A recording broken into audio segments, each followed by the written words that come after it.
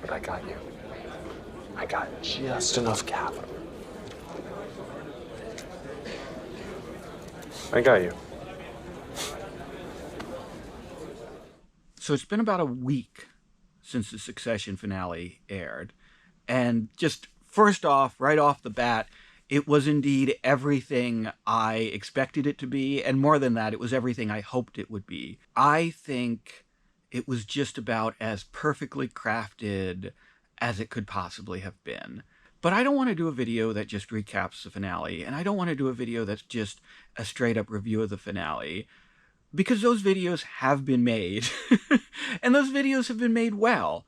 There are plenty of YouTubers out there offering their sort of broad and general takes on the Succession finale and how, frankly, perfect it was. So instead of doing that, I want to drill down into a single scene from the finale. And I want to drill down into the scene that really affected me the most, that really, like, had the greatest, I don't know, emotional impact on me. And if somehow you clicked on this video without seeing the title or the thumbnail, you might be saying, oh, is it that oddly touching moment of reconciliation in the kitchen between the three siblings where they make Kendall his meal fit for a king and then crown him?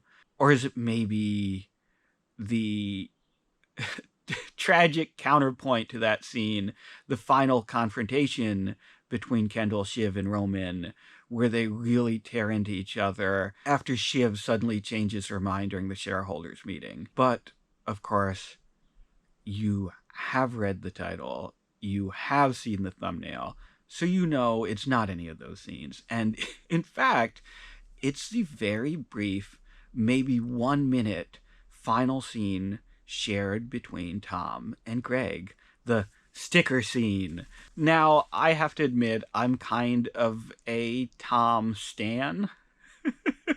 Like, setting aside all of my, like, attempts to look at this work objectively as a piece of art, as a piece of drama, I have just been so completely won over by the Tom character. So I've kind of been rooting for him all along. And I've long thought that the scenes shared between Tom and Greg are some of the best in the series. Like, man, if you had to make a short list of all of the best Succession scenes, there's no fucking way the water bottle scene isn't on there. What am I doing? Ow! Stop pumping! Stop! Stop! Security! So I will say that the that the fanboy or fangirl or whatever in me was secretly rooting for Tom and Greg to make up. Secretly kind of hoping that regardless of whether such a scene would be artistically or dramatically satisfying, or whether it was the best way to resolve their storylines on a more objective level, I was just rooting for a moment like this to happen, and I got it. I got you. But fortunately, the scene didn't end up being just a little bit of fan service for Tom and Greg aficionados out there, but actually turned out to be, I think, one of the most brilliantly crafted and truly artistically satisfying scenes, certainly in the finale, but maybe in the series writ large. So let me dig a little bit into why I think that. First of all, just to quickly recap the scene, and I'm not really sure why I'm doing this, because you shouldn't be watching this video if you haven't seen the series. But anyway, just to quickly recap the scene. Basically, Greg sort of betrayed Tom more than a little bit by letting Kendall, and by extension Shiv, know that Shiv was on the chopping block if the Madsen acquisition succeeded. And so, of course, the acquisition does succeed, and Tom ends up being the new Waystar CEO. And so after it's been announced that Tom is going to be taking the position, Greg kind of sidles up to him in in the kind of meek but calculating way that Greg acts and starts kind of gently probing Tom, trying to suss out if Tom is angry at him, if Tom knows that that he betrayed him, and also, more importantly, if he has a future with the company. And Tom initially explicitly says, "You screwed me," or what he actually says is, "You fucked it," in a callback, I think, to the scene between Kendall and Roman in the previous episode. That's because you fucked it. You fucked it, man. And lets Greg know that Madsen has every intention of cleaning house and firing him.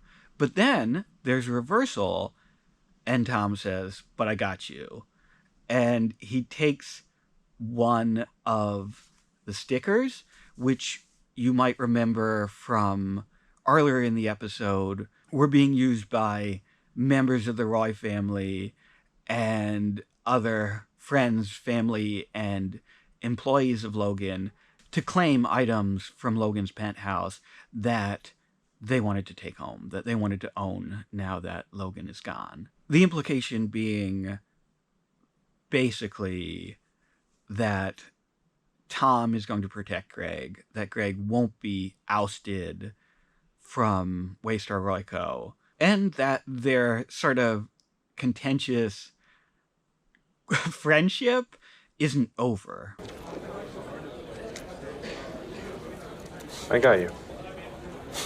And what I really love about this scene, above and beyond the fact that it's just this oddly touching scene between these two characters that we've gotten to know pretty intimately, is that it's simultaneously very simple and also really deep and complex and ambiguous. It's sort of complex in its simplicity, as oxymoronic as it sounds. If you think about it, the power and emotional resonance of this very short, very simple 1-minute scene rests entirely in two elements. And those elements are, number one, the sticker, and number two, that very simple phrase, "I got you." And I want to dig into both quickly here. Well, hopefully quickly.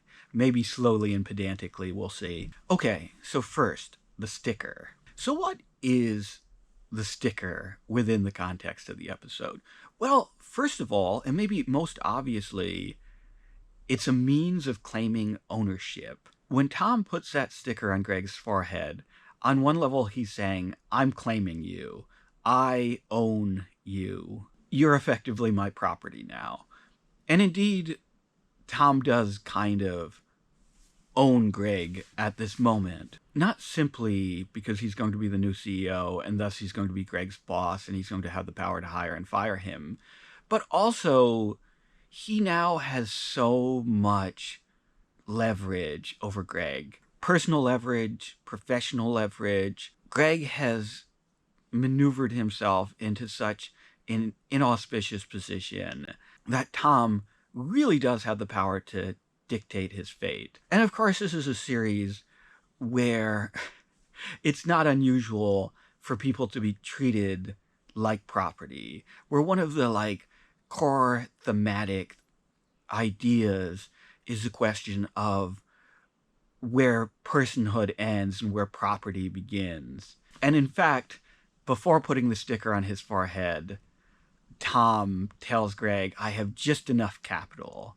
I got just enough capital. Basically, I have just enough capital to buy you. And he's talking about social capital, of course. He's talking about his influence with Madsen. But there's that obvious direct parallel to real material financial capital. And this treating of Greg as a kind of object that has just been purchased, just been claimed. But there's another level to that sticker. There's another facet, aspect to that sticker. And it's a deeply sentimental one. You have to remember these stickers aren't just signs of ownership. They don't simply indicate the desire to claim an object as someone's property. They are indicative of a sentimental connection between the person claiming and the object being claimed. Remember, what these stickers are really saying in their original context is, this is an item that has sentimental value to me. This is an item that belonged to Logan that I have some personal, emotional connection to and that I want to own. Remember, most of the people claiming these items from Logan's penthouse are already wealthy. They're not picking out items for practical reasons or to resell them, probably. They're picking out items that meant something to them. They're picking out items that remind them of Logan and maybe remind them of the rare positive moments that they shared with Logan. Just like how the video of Logan's party that plays during that scene is that kind of rare moment of family unity, and of not just family unity, but unity between Logan and his staff, and affection between Logan and his family and his staff. So the stickers serve a kind of similar emotional purpose and carry a similar kind of emotional resonance. So when Tom puts that sticker on Greg's forehead, he's not just saying, "You're my property." He's saying, "I don't want to lose you. You're something from the old regime, from the old days of Waystar Royco that I want to hold on to, that really means something to me and I don't want to lose." In fact, he's kind of claiming Greg as his little bit of inheritance from Logan. Like, if I could take anything, if I could keep anything from my time under Logan, it would be Greg. And so that's kind of beautiful, you know, as much as like a man claiming another man as a piece of chattel can be beautiful. And there's a third and final aspect to that act of applying the sticker to Greg's forehead that I want to talk about. And that's that it's fundamentally a playful act. It's something a child would do to another child. And that's perfect because that's been the rapport between Greg and Tom all along. It's just such a perfect encapsulation of their relationship, which has always been kind of a relationship almost between an older brother and a younger brother, or between, you know, a senior and a freshman in high school. I mean, what do they call each other? The Disgusting Brothers. The Disgusting Brothers. So there's this kind of juvenile aspect to their relationship that can be crass, can be nasty in some ways, but also is so fundamentally youthful and playful. And just that bonk, that little bonk on the forehead, that little act is so perfect and captures their relationship so perfectly. Now, what about those words?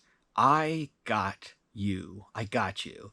Tom repeats those three words twice in this really short scene. And just like there's a kind of multifacetedness to the sticker, I think there's a similar kind of duality to that phrase and how it works within the episode and within the scene. So first, what's the obvious meaning of that phrase? He's saying, I've got you. I've got your back.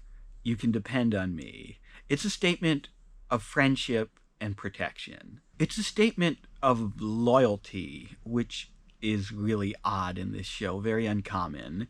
And it's loyalty in spite of Greg's apparent disloyalty. So in that way, it kind of parallels the sentimental side of the sticker. But it's a statement that also has that same kind of crass materialistic side to it, just like the sticker too. Because he doesn't say, I've got your back. He doesn't say, I got your back. He says, I got you. Which could certainly also be taken to mean, I claim you. I own you. Just like the sticker can be seen as a claim of ownership over another individual. And so both of these things in this simple scene communicate simultaneously friendship and ownership. The idea that you can have a relationship between two people that is simultaneously based in real affection and real emotion, but also crassly materialistic and based in a kind of like deeply capitalist ownership. And that's so perfect, I think, because it's reflective of a theme that runs through the entire series. The question of, to what degree are these people emotional beings, and to what degree are they sort of purely functions of the market, purely materialistic, capitalistic beings? And it's kind of wonderful because this small scene in some ways parallels the great big climatic scene in the episode, which is the conflict between Shiv, Roman, and Kendall that I talked about earlier. That fight in the conference room where they just break down and just this most juvenile talking once again about this sense that like these characters are children in some way. This incredibly juvenile fight breaks out between them that escalates into name calling, that escalates into this like actual like child hissy fit fight, like basically a child slap fight between these three characters. And that scene rests upon a similar tension.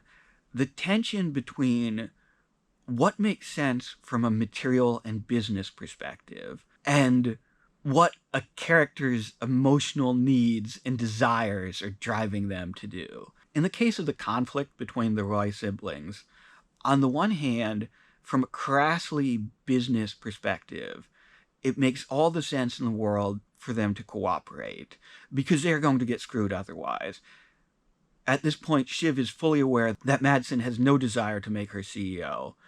So they all have more leverage, they all have more power if they work together and kill the deal. However, their emotional instincts and desires and hopes and fears and anxieties and resentments are 100% against really working together in a collaborative way. And so you see this moment where what business acumen they do have steers them towards this alliance. And then the alliance comes completely undone when their emotional childish sides come to the forefront. And you have similar forces at work in the scene between Tom and Greg, but they play out very differently. So let's look at what Tom's crass, purely materialistic business incentives are here. I mean, they're entirely to shit-can Greg and get him out of here. This isn't even the first time Greg has kind of put a knife in Tom's back or has shown like a capacity for duplicity. Not that Tom doesn't have his own capacity for duplicity. Do you want a deal with the devil? Remember, Greg kept the documents that Tom wanted him to destroy and then handed them over to Kendall in the season 2 finale. So not only would it be a great way for Tom to suck up to Madsen by giving Greg the boot, but it's also in Tom's own best interest because he knows on some level the day is going to come when Greg is going to screw me again. And yet Tom obviously has a deep personal affection and maybe even love, not in the romantic sense, not in the homoerotic sense, although there's like weird hints of homoeroticism in the series, I suppose. Are you attempting to break up with me? Heck. But like this deep, almost familiar, once again, the disgusting brothers, love for Greg.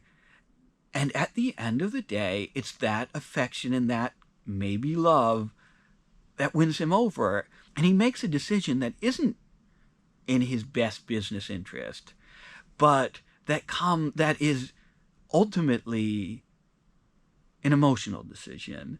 Just like the Roy children ultimately make a series of wild emotional decisions that run contrary to their best interests. Only, instead of Tom's emotions driving him towards vindictive self-sabotage, like the Roy siblings' emotions do, his emotions drive him towards a kind of oddly selfless and affectionate act. And that's fantastic, I think, because it reveals Succession as a series that doesn't have just one bleak angry, resentful note. It's a show that can also have moments of authentic, affectionate feeling between characters. And that's really rare for shows of this style, shows that are kind of dark and cynical and ironic a lot of the time. So yeah, it's just another example of why Succession was and is such a brilliant series. And that's it. That's all. If you're still watching, I gotta say it. It's stupid, but I gotta say it. Please like and subscribe. I think I'm at like 150 subscribers now. It's great. That might not seem like much, but hey, it's growing and it means a lot to me. So thank you to everyone who's liked, subscribed, or commented on my videos so far. I do intend to do more videos about Succession and Shakespeare, and at least a couple more videos, as I promised, about Succession and the Dream Songs. But I wanted to take a break from that just quickly and do one that is just about my appreciation for part of the series. Also, just one final note, I do want to do a few videos that aren't Succession videos, and that might be the next thing I do, just because I don't want the YouTube algorithm to decide this guy only makes Succession content, and I do want to talk about other things. Anyway, thanks so much. That's it. We're done. Bye. You could be heading away from the endless middle and towards the bottom of the top. The bottom of the top?